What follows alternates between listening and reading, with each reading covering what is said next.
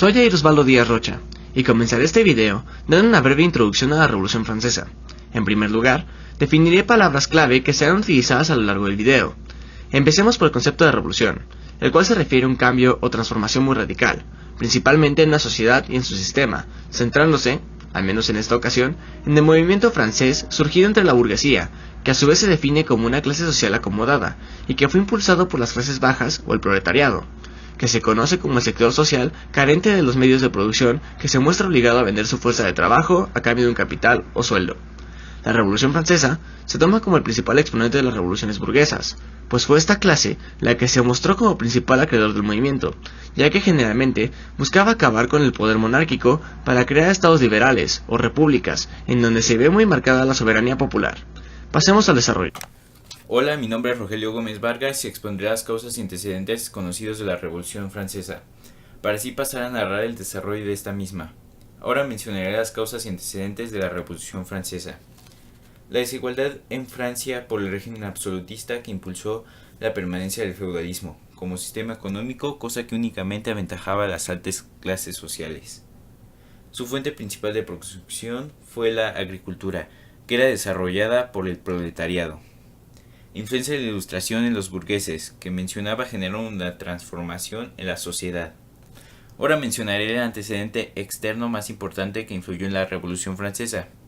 Este fue la independencia de las 13 colonias, sosteniendo entre su ideario político los ideales ilustrados. Esto marcó un ejemplo para los revolucionarios franceses, quienes vieron poder generar cambios profundos en la sociedad. Ahora procederemos a decir las etapas que conformaron la Revolución Francesa. La primera etapa empezó con el descontento de la gente, ya que el pueblo vivía en una difícil crisis económica y no había cosechas, lo que provocó hambre en el país, mientras que el rey y la reina continuaban como si nada. Entonces la gente fue a quejarse al Palacio de Versalles, donde vivía el rey, Luis XVI y María Antonieta, su esposa y la reina. Entonces corrió el rumor de que la reina dijo: "Pues que coman pasteles", lo que provocó el enfurecimiento del pueblo. Entonces el rey declaró el estado en bancarrota y convocó los estados generales, una asamblea donde los diputados de la nobleza, el clero y el pueblo se reúnen. La mitad de la nobleza y el clero, mientras que la otra representa al pueblo. La nobleza y el clero buscaban el voto por estamento, que les aseguraba la mayoría de votos sin tener que hacer nada, mientras que los del pueblo buscaban un voto justo. Los integrantes de la nobleza y clero lograron convencer a algunos miembros del pueblo, y los que no, los expulsaron del Estado General, lo que provocó la primera asamblea, hecha únicamente por el pueblo. La primera asamblea que se formó fue la Asamblea Nacional, el 17 de junio de 1789. Esta fue formada por el pueblo campesino y burgueses, con la finalidad de acabar con las injusticias del gobierno. Como segunda etapa diré la toma de la Bastilla. En su origen se construyó como una fortificación durante la Guerra de los 100 años, pero Richelieu la convirtió en una prisión del Estado. El 14 de julio de 1789, miles de trabajadores parisinos armados tomaron el lugar lúgubre, que por entonces solo custodiaba a 7 prisioneros. Fue el primer paso hacia la Revolución Francesa. La etapa que siguió de la toma de la Bastilla fue la abolición del feudalismo.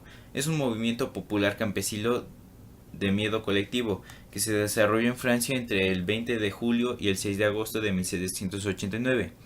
Se originó en las provincias francesas. Debido a los rumores de conspiraciones aristocráticas, se extendió el rumor de que la aristocracia estaba contratando bandidos para que recorrieran los campos cortando el trigo verde y estropeando la cosecha.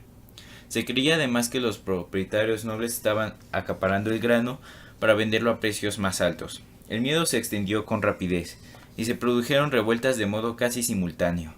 Los campesinos se organizaron en grupos, saquearon e incendiaron las propiedades señoriales. Esto dio fin al feudalismo. La siguiente etapa fue la pérdida de poder en la iglesia. Esto sucedió en julio de 1790. Cuando aprobó la constitución civil del clero, esta no proponía la descristianización, sino una reforma administrativa que alteraba en profundidad la estructura de la iglesia. Esta quedaba bajo la utilidad del Estado francés y se abolía el poder de la iglesia. en todo lo que excediera la materia netamente religiosa. También la abolición del clero quedaba incorporada, al también que se eliminaban todos los tributos y oficios que no fueran los del cura, obispo y vicarios. Después de esto el pueblo hace una revuelta en el Palacio de Versalles y manda al rey Luis XVI y a la reina a París, en el Palacio de las Tullerías. Esto serviría para tenerlos más controlados. Ahora mencionaré la Constitución de 1791. Marcó el avance de las participaciones políticas frente al anterior modelo del antiguo régimen. Pero ¿cuál fue el valor de la Constitución de 1791? El 3 de septiembre de 1791, la Asamblea Nacional Constituyente aprobó la Constitución francesa. Como una monarquía constitucional, esto dice que la soberanía reside en la nación, y ya no en el rey, y organizó un régimen de monarquía parlamentaria, introduciendo la división de poderes de Montesquieu, que era sufragio. Eran los ciudadanos, pero solo eran tomados en cuenta los que tenían un domicilio y pagaban contribuciones. Poder legislativo. Correspondía a la asamblea que votaba las leyes, controlaba la política exterior, aprobaba los impuestos y supervisaba a los ministros. Poder ejecutivo. Este correspondía al rey. En ese tiempo Luis XVI trataba de recobrar su poder en el país y solo podía hacerlo con un ejército extranjero. Así que su idea fue irse del Palacio de las Tullerías vestido como campesino y llegar a la frontera. Al estar a punto de llegar lo descubren en Varennes, donde es arrestado y regresa al país. Después de esto sucede la guerra de Austria contra Francia, ya que Austria quería ayudar a Luis XVI y a Francia no le agradó eso. Entonces se genera una guerra poco después. Poco después Prusia se une.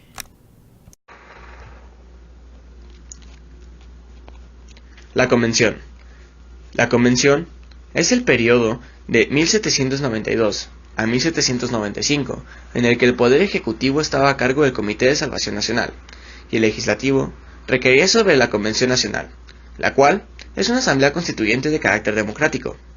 En esa época, varios países europeos en desacuerdo con la revolución hicieron lo posible por evitar que ésta acabara con la monarquía, y marcaron un ejemplo para más pueblos. Así, que formaron una coalición y amenazaron con ocupar Francia si ésta no se quería rendir y restablecer la monarquía. Entre estos países se encuentran los pertenecientes al Sacro Imperio Romano-Germánico.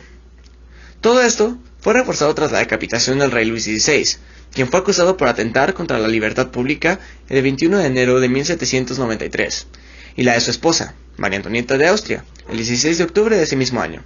Suceso que creó un fuerte sentimiento de enemistad entre Francia y el país natal de la reina. Tras varios años de guerra entre Prusia y Francia, el movimiento revolucionario comenzó a desfavorecer al proletariado, cosa que propició conflictos internos en contra de la Revolución Francesa en varios sectores del país, y motivó a los jacobinos a democratizar el orden liberal. Sucesos que trajeron como consecuencia la redacción de una constitución muy eficaz y socialmente responsable, que buscaba reconocer el sufragio universal, otorgar el derecho al trabajo y la educación, además de apoyar económicamente a las personas más humildes. Ese mismo año, el Comité de Salvación Pública caería en manos de Maximilien de Robespierre, quien se encargó de ejecutar a los jacobinos, pues eran los que en una jugada sucia comenzaron a asesinar a los contrarrevolucionarios masivamente frente a grandes muchedumbres. Suceso que se conoció como el Año del Terror, en donde se aproxima que murieron 40.000 personas a manos de la guillotina. Robespierre fue un líder respetado, pues fue en algún momento un revolucionario cualquiera, aunque tras saberse que tenía aspiraciones burguesas, y por varias revueltas en su contra, se decidió ejecutar en 1794. Todo esto propició a que los revolucionarios buscasen volver a los inicios de su movimiento, y fue entonces que la Convención Nacional fue sustituida por el Directorio.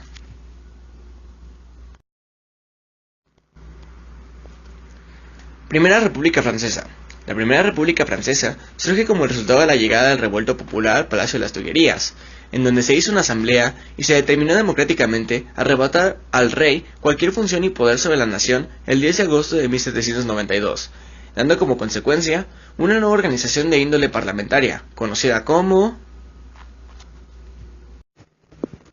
Tras la creación del Directorio, el cual estaba compuesto por 6 altos directores, una Cámara de Senadores, y el Consejo de 500 se decidió escribir una nueva constitución, la cual recibió mucha oposición por parte de los jacobinos y los conservadores, hecho que obligó a Napoleón Bonaparte a dar el golpe de estado que frenaría de golpe los conflictos, y crearía el consulado el 9 de noviembre de 1799.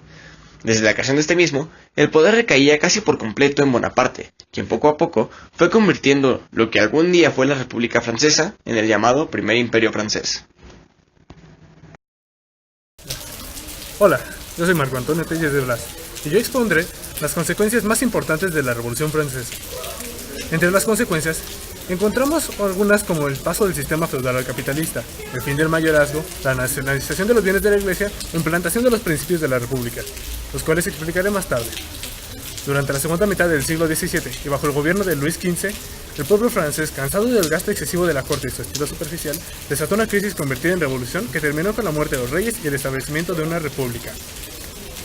Francia apoyó su campaña generando una crisis económica en su país. La nueva constitución. La revolución rompió la hegemonía que tenía la monarquía feudal y abrió el paso para la expedición de una nueva constitución que terminó una monarquía constitucional como forma de gobierno. El poder ya no residiría en Dios, sino en el pueblo. La Declaración de los Derechos del Hombre promueve justamente esto que acabo de decir. También se dio el paso de la economía feudal a la economía capitalista. Esto tuvo que ajustarse después de la revolución, que dejó dañado al país. En el momento feudal, la corte y sus amigos eran los dueños de la tierra y quien quisiera trabajarla debía pagar por esto, estableciéndose con ello una serie de divisiones sociales muy jerarquizadas. También se dio la nacionalización de los bienes de la Iglesia, la cual contribuyó a la separación entre la Iglesia y el Estado. De esta manera, los ciudadanos ya no debían obedecer a la Iglesia si así lo dictaba su conciencia. La Iglesia como institución perdió todo su poder y gran parte de sus privilegios. Bajo este nuevo contexto, fue posible incautar los bienes eclesiásticos y proclamarlos bienes nacionales. Muchas de estas propiedades fueron vendidas y el dinero fue usado para gastos del Estado. Varios de los ideales de la Revolución Francesa también se expandieron a Iberoamérica. Estos fueron la inspiración para la liberación de muchas naciones. La corriente de la Ilustración también fue una de ellas. Un nuevo emperador surgió de todo esto. Su nombre era Napoleón Bonaparte, quien instauró dos regímenes después de esto. En su empeño por llevar los nuevos ideales por todo el mundo, se convirtió en un nuevo emperador, a quien el poder lo condujo hacia la creación de una especie de dictadura que nunca se imaginaron los ilustrados del momento. También se dio el fin del mayorazgo. Con los nuevos derechos, los herederos comenzaron a tener igualdad en la repartición de los bienes. La idea de considerar los bienes indivisibles para ser heredados por un apellido representado en el hijo mayor de la familia fue abolida. Y para acabar, el poder quedó en manos de la burguesía. Los ilustrados que participaron y promovieron la Revolución Francesa se disputarían después el poder. El intento por parte de un sector político para mantener algunos de los privilegios que sustentaba la monarquía hicieron que muchos de los hombres más capacitados murieran en enfrentamientos y finalmente gobernara la burguesía. Esta burguesía, compuesta de funcionarios y comerciantes que ayudaron a la causa revolucionaria, se quedaron con el poder bajo el imperio napoleónico.